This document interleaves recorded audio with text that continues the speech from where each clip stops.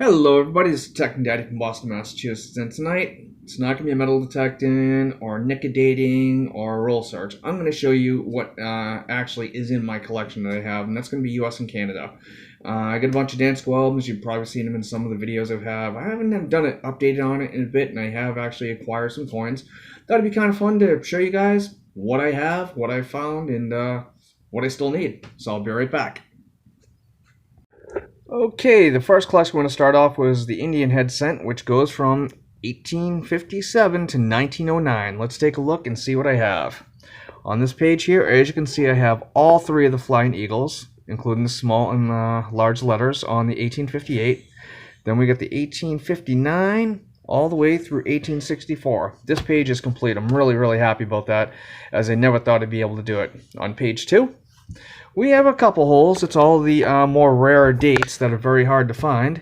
As you can see, we need everything except for the 69, 69 over 69, 70, 71, 77, and the 86 variety 1 and 2. I really haven't looked into those much. I don't even know what they go for. They might be expensive. I have no idea. And on the last page, the only one missing is right there, the 1908S and 1909S. That concludes for the Indian head. Now, most of these are probably AG to G4. Some might be VG8, but that's really about it.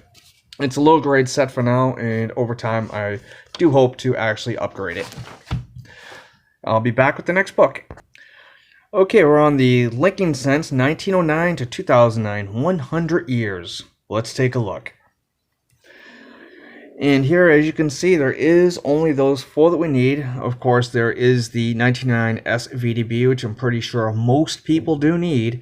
1909S and 1911S 14D are the other ones that are a lot more obtainable than the 1909S, which was only 484,000 were minted. Let's take a look at page 2. On here we go. It's the 22 plain, which is not easy at all to get. Another very tough one. Followed by the 31S, which actually I think I might have. I have to take a look. I might actually have that one and just have not put it in the book yet.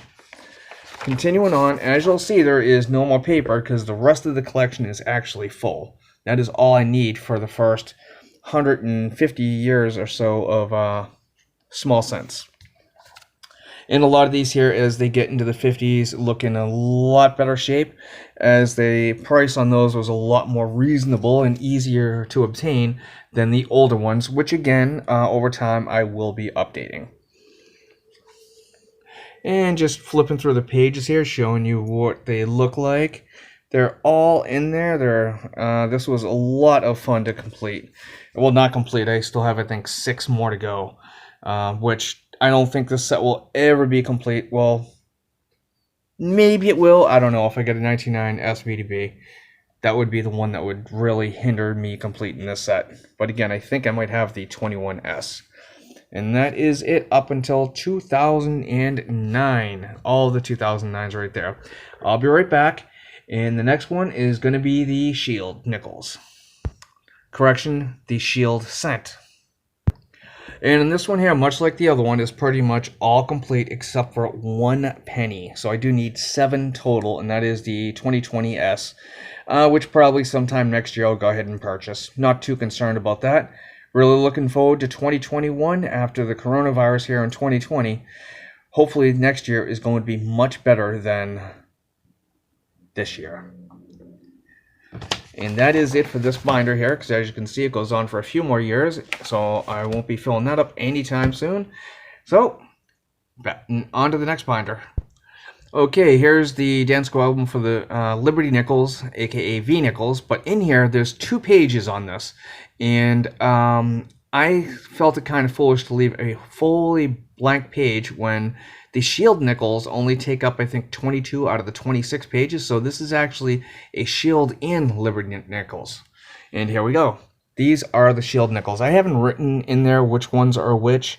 I just kind of popped them in there by date. I do need to write them in, and you can't see the dates. And as you can see, some are nickedated. I think actually most of them are. And later on, I'll write the dates in, and you'll be able to see what those dates are. But that's what I have for our shield nickels. A whole total whopping of 6. Hopefully I'll get more. We'll see. On to the second page. Now this is the V nickels.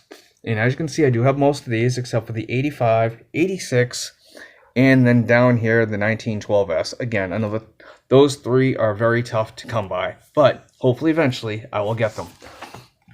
The next binder here, right here, is the Buffalo nickels. Now you guys have seen me do a lot of videos on unveiling the Buffalo nickels, and quite a few of those have actually ended up in here. I have no problem with that. Again, I plan on updating a lot of these here down the road, but right now it fills a hole. And as you can see, I need all of the variety 1s on the 1913s. I have the variety 2s, but not the variety 1s, which actually I'd mentioned in another video. I have a tough time telling the variety 1s from the variety 2s. I've tried to research it and look it up, but just have not been able to find it. But as you can see, like, a lot of these here are nickedated. And again, like, you know, this one right here is nickedated. You can see that. That one right there. It's fine. This one right here, I have no problem with that. I will upgrade them eventually. And I also need the, besides those right there, I need the 18D 8/7. Now as we come down here, we'll flip the page. And over here, we have all of these. And some of them are actually in decent condition. That 31S is not terribly bad, or the 35s, they look a lot better, which is normally the case with most collections. I do need the 3-legged yet so far. If anybody has an extra one of those laying around, my P.O. box is in my About page. Let's take a look at the next binder, which is the Jefferson Nickels. Now, as you can see, no paper in this one. Why? Because I have the whole thing. That's right. This is one of my completed collections. I think there's one more in all of the, well, actually no, there's a few more, I think. We'll see as we go through this. And a lot of these, again, do need upgrading, and they will over time. The later dates, or later dates are in much better condition, as again, the price for those was very inexpensive, so I could not pass it up. Some of those are absolutely just beautiful. A few I have gotten out of circulation, not many at all. I do not slab coins. It's something that I don't know. It's not me. I know some people like it. I don't. I would rather sell them raw, if I was to sell them. But as you can see, this book here is completed.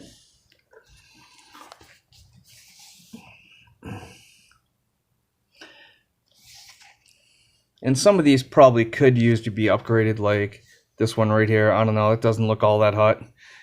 Or the 97D. But as you can tell, majority of these are just beautiful. Very happy to have this set. I was not expecting to be able to fill this so quickly. It took me about 1.5 years, I want to say. And here we go, all the way to, as you can see, that is 2020 Philadelphia. Whoops. That's it for the nickels. On to the dimes. Okay, everybody, the one and only dime binder I have is the Roosevelt Diamond. As you see, again, no paper. This is another completed, or nearly completed. I need just 2 for 2020, that's it. Same thing as with the nickels, literally. This here, I do have all of the silver dimes. I got a great deal on this. It was, I would say, below spot for all of them. I was at my LCS, and he was just like, yeah, sure, you know, da-da-da-da, and offered me all of them at just a ridiculously low price, and I could not pass it up, so I bought them all and put them in here. Again, they'll be upgraded over the in time, but not right now. Here we go. As you can see, like, you know, starting in the 60s, they all get in much better shape, and same with you know, the silver will get upgraded over time.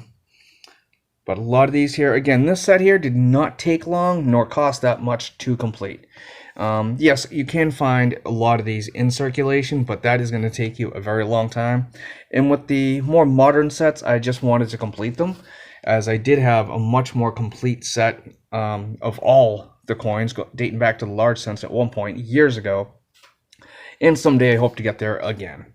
So as you can see, the only one I need here is going to be the 20D and the 20S. And then start next year, we'll go ahead and of course the 20 silver proof as well. And as you can see, yes, I do have the silver proofs here as well in there. So let's go ahead and get on to the quarters. Okay, here we have the Washington quarters, 1932 to 1998, with the proof only issues. So here we go. In this set here, as you can tell, I do need quite a lot. Some of these, I think 1 or 2 I found in coin roll hunting, and the rest of you have been given to me, and I believe 1 I actually found metal detecting. And I've only actually found 1 silver quarter metal detecting. And I think it was the 46, if I'm not mistaken. Or I still have it in a binder somewhere. But as you can see, I still need a lot of these. It's going to be some time before I fill this in. But again, it will get completed.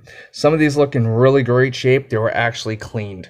I got them at a really dirt cheap price. So I was just like, I don't care if they're cleaned. It's below silver. That works for me. So it was a win-win.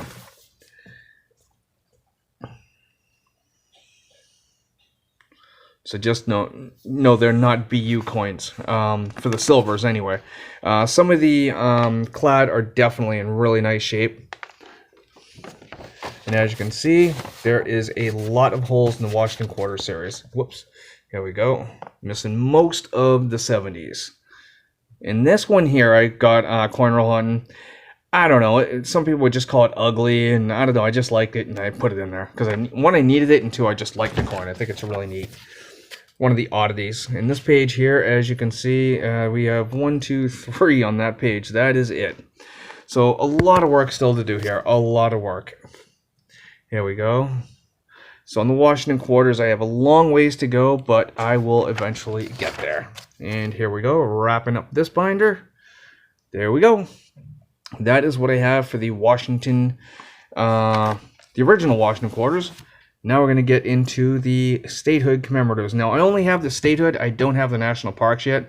Eventually, I will have that, probably sometime next year or the year after. We'll see. But here we go. Now, these ones here, I didn't bother putting paper in because I know everything I need is a silver proofs. And that is it. I have all the S proofs that I recall of anyway. And these are all MS grades. I did pay a little bit extra for them, but I wanted a really nice quarter set, and that's what you have to do if that's what you want, because you're not going to usually find them in circulation looking that good. There's a chance you could, but chances are very slim, and the price was right, so again, I went for it. And here we go. And that is, here we go, here is the end of binder 1. Again, this is a series that I don't know, I got into this late. So I didn't really, when the first came out, I didn't get into it at all. And here we go with the 04s to 08s. And again, it's all of them except for the S print. You got Michigan, Florida, Texas, Iowa, Wisconsin, and so on and so forth, all the way down. This did take quite a while to actually get completed, searching different sites and things like that. You know, finally getting the ones, because I don't like slab coins. That's just me. I know some people love them. I am not such a fan of them. But here we go. And I think the last one I'm going to show you is probably going to be the Kennedy, because the rest of them are pretty much empty that I recall of. So that is it for the quarters. We'll be back with hopefully one more binder.